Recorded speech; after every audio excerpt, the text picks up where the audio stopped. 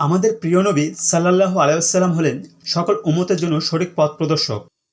আমরা যেন ইসলামের পথে সর্বদা অটল থাকতে পারি, সেজন্য তিনি তার মূল্যবান হাদিস অনুযায়ী আমাদেরকে ইসলামের পথে চলার জন্য উপদেশ দিয়েছেন।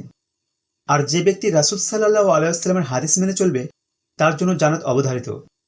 তাই আজকের এই হাদিসে রাসূল সাল্লাল্লাহু আলাইহি ওয়াসাল্লামের এমন 5টি গুরুত্বপূর্ণ উপদেশ তুলে ধরা হয়েছে, যে উপদেশগুলো আমাদের প্রতিটি মুসলিমের মেনে চলা উচিত। হযরত আবু হুরায়রা রাদিয়াল্লাহু তাআলা আনহু থেকে বর্ণিত, তিনি বলেন, রাসূল সাল্লাল্লাহু আলাইহি ওয়াসাল্লাম বলেছেন, এমন কে আছে যে আমার কাছ থেকে এই কথাগুলো গ্রহণ করবে এবং সেই অনুযায়ী নিজেও আমল করবে, অথবা এমন কাউকে শিক্ষা দেবে যে ঠিক তার মতো করে আমল করবে। আবু হুরায়রা রাদিয়াল্লাহু তাআলা আনহু বলেন, আমি বললাম, হে আল্লাহর রাসূল, আমি আছি। এরপর তিনি আমার হাত ধরলেন এবং গুনে গুনে এই 5টি কথা বললেন।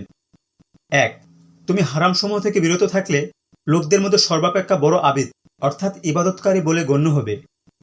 2, তোমার ভাগ্য আল্লাহ তাআলা যা নির্ধারিত করে রেখেছেন তাতে খুশি থাকলে লোকদের মধ্যে সর্বাপেক্ষা স্বনির্ভর বলে গণ্য হবে। 3, প্রতিবেশীর সাথে ভদ্র আচরণ করলে প্রকৃত মুমিন হতে পারবে। 4, যা নিজের জন্য পছন্দ করো তাই অন্যের জন্য পছন্দ করতে পারলে প্রকৃত মুসলমান হতে পারবে। 5, অধিক হাসা থেকে বিরত থাকো, কারণ অতিরিক্ত হাস্য কৌতুক হৃদয়কে মৃত করে দেয়। তাই আসুন আমরা রাসূল সাল্লাল্লাহু আলাইহি ওয়াসাল্লামের এই উপদেশগুলো মেনে চলি। মহান আল্লাহ তাআলা আমাদের সকলকে এই উপদেশগুলো মেনে চলার তৌফিক দান করুক। আমিন।